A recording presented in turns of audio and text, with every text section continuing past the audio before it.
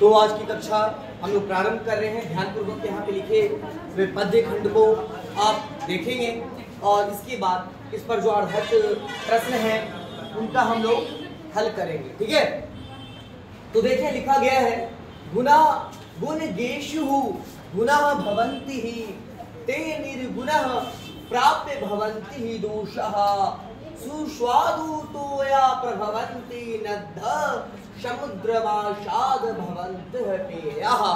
अर्थात इन पंक्तियों का आशय है गुना गुण गेशु गुना भवन्ति, जो गुण होता है जब ये गुणी व्यक्तियों के पास होता है तो वास्तव में वह गुण होता है। ठीक है, ते निर्गुणः प्राप्य भवन्ति दोषा, और जब वह निर्गुण व्यक्ति के पास आ जाता है तो वह दोष हो जाता है।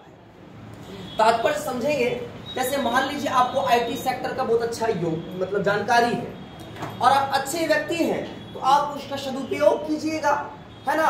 और गलत आदमी के हाथ में चला जाएगा तो वो फिशिंग वगैरह ही करेगा, जालसाजी ही करेगा, है ना। तो जो गुण है वह गुण तब तक है जब गुणी व्यक्ति के पास है, समझ गए। और अगर वह गुण निर्गुण व्यक्ति के पास चला जाता है तो वह गुण दोष में तब्दील हो जाता है। ठीक है, स्पष्ट है। आगे की पंक्ति है सुस्वादु तोयः प्रभवन्ति नद्ध समुद्रमाशाद भवन्ति पेया। सुस्वादु तोया प्रभवन्ति नद्ध, अर्थात नदियों में जो प्रवाहित होने वाला जो जल है वह सुस्वादु अर्थात क्या है, वह मीठा है, पीने योग्य है। समुद्रमाशाद भवन्ति पेयः, मतलब समुद्र में मिलकर के वह जल क्या हो जाता है, अपेय हो जाता है, खारा हो जाता है, समझ गए ना। तो यहाँ भी आपने जाना कि जब तक वह जल नदी में था तो वह गुणवान गुण वाला था, गुणयुक्त था, जिसे हम पी भी सकते हैं, विभिन्न प्रकार के कार्य भी कर सकते, सिंचाई उचाई में भी प्रयोग कर सकते हैं। लेकिन जैसे ही वह जल समुद्र में गया तो वह जल अपेय हो गया। ठीक है, पृथिव्याम त्रीणि हिरतनानि जलम अन्नः, ये जलम अन्नः सुभाषितम मूढ़े पाषाण खंडेषु रत्न संज्ञा विधीयते। अर्थात पृथिव्याम त्रीणि रत्नानि, पृथ्वी पर तीन रत्न है। कौन कौन है वो? जल, अन्न और अच्छे वचन।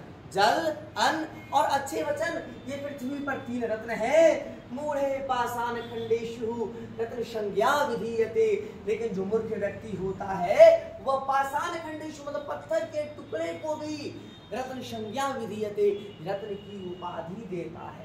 यानी कि जो मूर्ख व्यक्ति है उसके लिए पत्थर भी जो वो रत्न के भांति है, लेकिन वास्तविक अर्थों में पृथ्वी पर तीन रत्न है। वो कौन कौन है? जल, अन्न और अच्छे वचन, है ना। लेकिन जो मूर्ख व्यक्ति होते हैं वे पत्थर के टुकड़े को भी रत्न कहते हैं। चलिए, सर्वदा व्यवहारे स्यात् औदार्यः सत्यता तथा ऋजुता मृदुता मृदु चापी कौटिल्यः न कदाचन। हमारे जो व्यवहार में है इसमें क्या होनी चाहिए?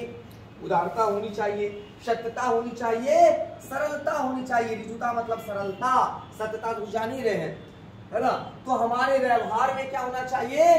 सत्यता होना चाहिए, सरलता होना चाहिए, औदार्य मतलब उदारता होना चाहिए।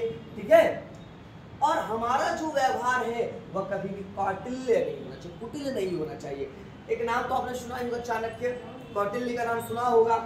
उनका नाम कौटिल्य इसलिए भी पड़ा क्योंकि उनका जो गोत्र था वो कौटिल्य गोत्र था। कौटिल्य मतलब कुटिल समझते हैं ना, कुटिल कुटिल कुटिल समझ रहे हैं ना।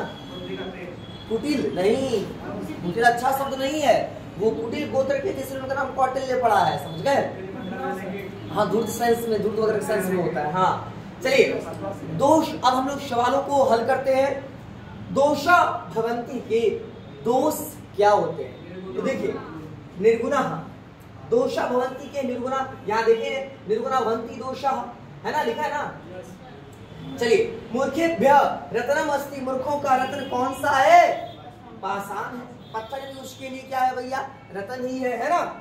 व्यवहारे यदा कदा अपि न भवेत्, आपके व्यवहार में कभी भी नहीं होना चाहिए, क्या नहीं होना चाहिए? ऋजुता लिखा गया भैया, सरलता तो होना ही चाहिए, औदार्य उदारता होना चाहिए, मृदुता होना चाहिए, कुटिलता कभी भी नहीं होना चाहिए। तो हमारा आंसर 4 हो जाएगा, है ना। मधुरम जलम अपि अपेयः भवति यदा डैश प्राप्नोति। मधुर जल भी जो है वो अपेय ना पीने योग्य होता है। यदा प्राप्नोति, जब वो प्राप्त करता है। किसको प्राप्त करता है? जब समुद्र को प्राप्त करता है, यानी कि समुद्र से जब वो मिल जाता है तो वह जल अपेय हो जाता है। चलिए, श्लोके विधीयते इति क्रिया प्रयोगः अस्ति। श्लोक जो आप ये पढ़े, इसमें विधीयते जो शब्द है क्रिया प्रयोग है, इसमें क्रिया का जो प्रयोग किया गया है वो किस रूप में किया गया है?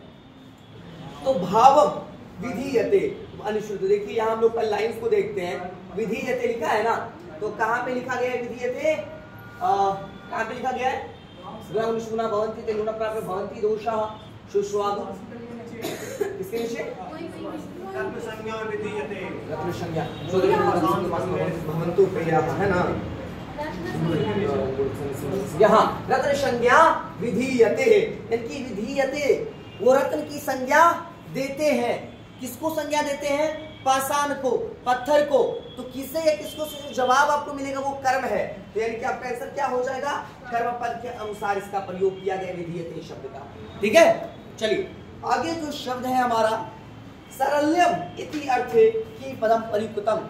सरल शब्द के लिए कौन सा अर्थ यहाँ पे प्रयुक्त हुआ है? अभी जस्ट मैंने आपको बताया कि रिजुता, रिजुता शब्द का अर्थ होता है सरलता होता है, तो हमारा आंसर क्या हो जाएगा? रिजुता हो जाएगा। ठीक है, तो इस प्रकार से हमने इन सवालों का हल कर लिया। अपी मतलब भी, हाँ ठीक है।